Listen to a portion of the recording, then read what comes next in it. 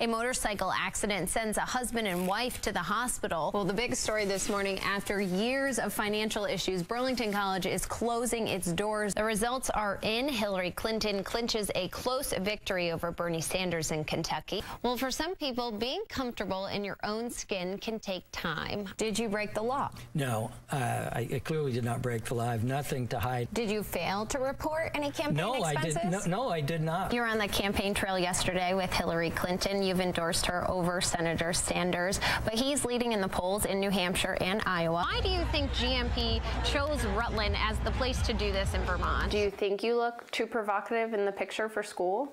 No. We're giving 5 members of the WCAX family a chance to convince me that crock pots are not gross. You know, you make so much pesto, and then I'm like, what do I put it on? Exactly. Well, you can freeze what it. What do I do with it? The city teamed up with Vermont's largest utility to try to make Rutland an example of where it thinks the country is going when it comes to renewable energy. And the school has gone 1-to-1 this year, so that means every student does have their own computer. Beautiful day yesterday, but it's Friday the 13th, and we know what that means. That means things are changing. Dun, dun, dun. Well, strong words from the last president of Burlington College. Carol Moore is laying blame for the financial collapse of the school on former President Jane Sanders and the board.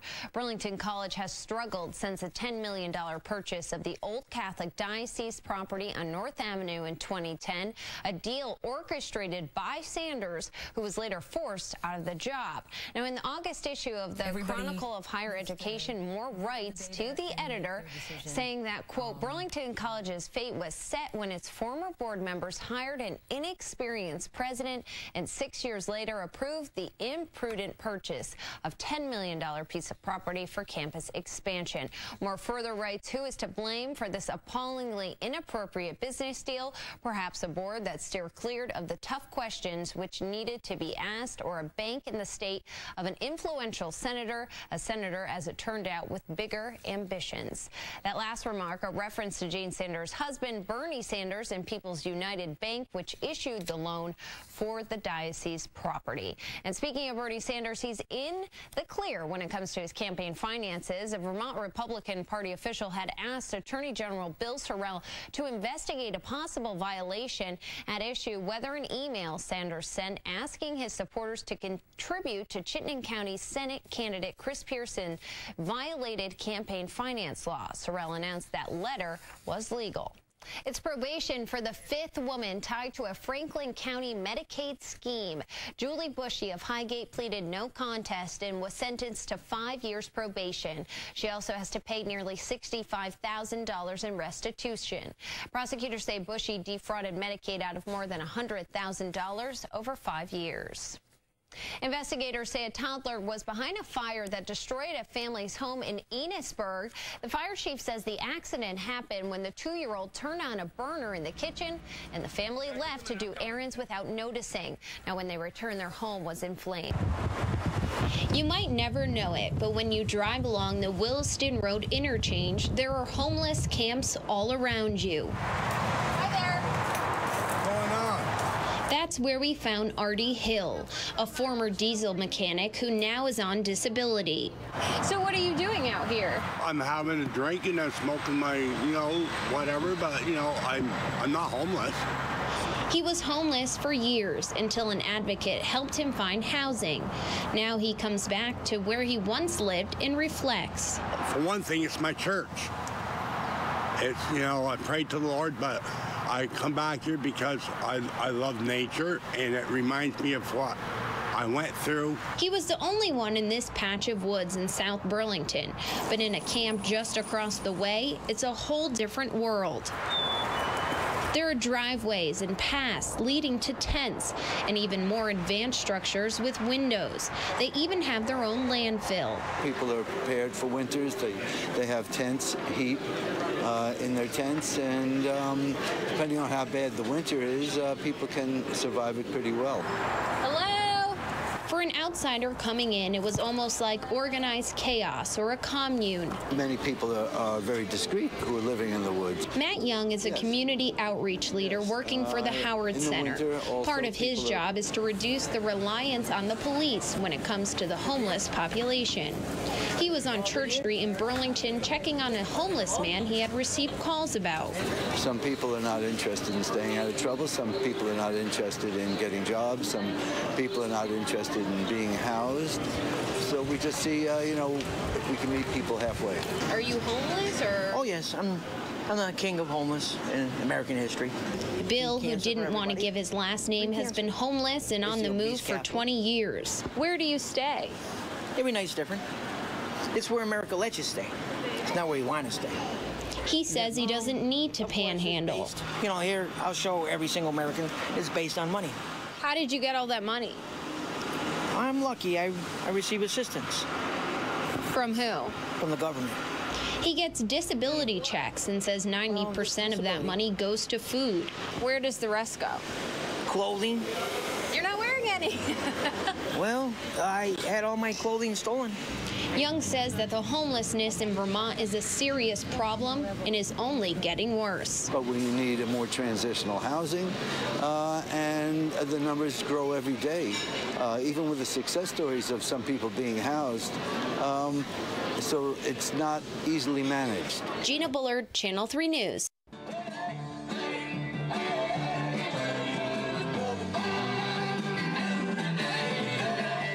Dively is a self-proclaimed slacker deadhead.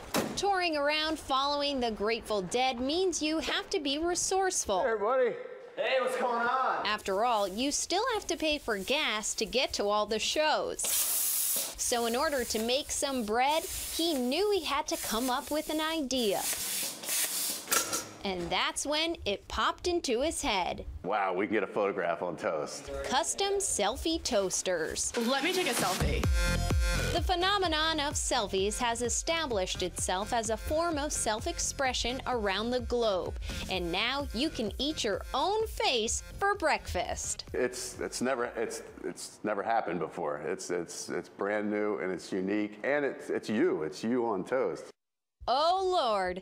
In fact, that's what he started with, Jesus. And then he thought, why shouldn't everyone get to worship themselves? Let me take a selfie. Through toast. So pucker up, show those pearly whites, and upload your favorite selfie. Then Dively and his crew use Photoshop and a CNC plasma cutter to transfer your image onto a metal plate. The plate gets fitted into the appliance and voila, your toast. All for just $75. What do you think? I think it looks like you. After a night of drinking. So, what do you think? Does it look like me? Or... Oh, I got a live one here. I sort of look like Michael Jackson. I think it's time to get the jam out. Either way, just like the selfie craze, the toasters are hot. Sales are smoking. Dively has been featured on everything from The Today Show to Fox, CNN, and countless websites and blogs. I could have counted the selfie toasters I sold 10 days ago on two hands. Since then, we've had well over 400 orders that have come in. He can hardly keep up. Anybody out there that haven't got your toaster yet, we're working on it and it will come, I promise you. Let me take a selfie. Serving up a slice of narcissism with your daily bread. Gina Bullard, Channel 3 News, St. Johnsbury. Like a lot of teens, Spalding High School senior Lillian Clark likes to look her best. But her outfit choices recently got Clark into a predicament at school. The yearbook committee rejected her senior portrait. I don't know, like you would see this photo anywhere and you wouldn't think anything of the cleavage. The 17-year-old found out in an email. Can you read the email? Yeah. It says greetings, and it says the photo's lovely.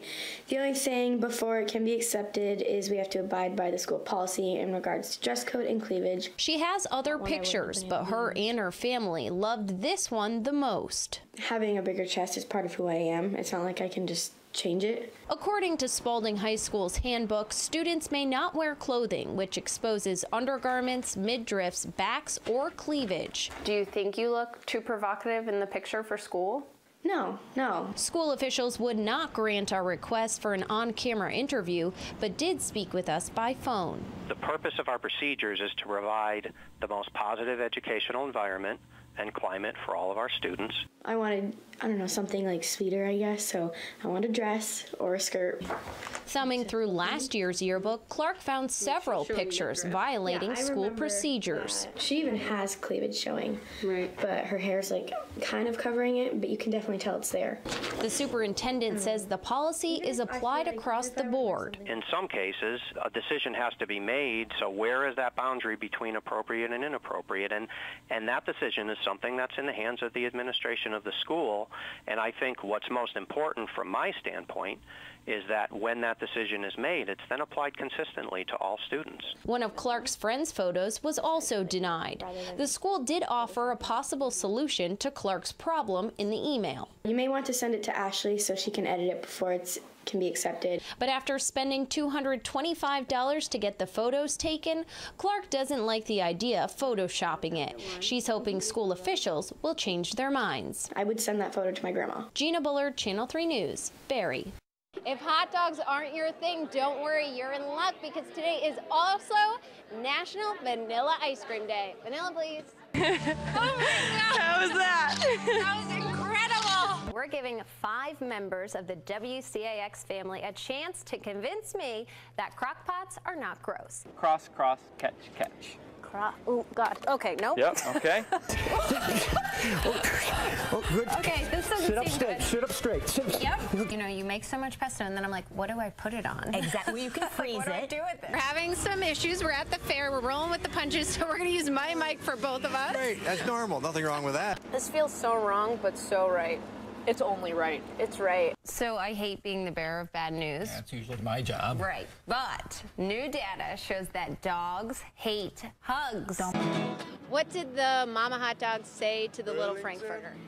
I don't know. Catch up. Do you guys like pizza? Of course. Gary? Okay. Most people think pizza's pretty great, but those boxes that it comes in, not so much. They're big, they're clunky. They serve their purpose. But you can't reuse them. You know, they get all greasy afterwards, so it's a waste. Hard to recycle. Right, but no more. Kurt, we are at the sausage shack, but we are not eating sausage today. We're eating a crow dough today. What is a crow dough? We have been getting all kinds of emails and calls with people who have seen this green or blue shooting something in the sky. Am I going to fall in?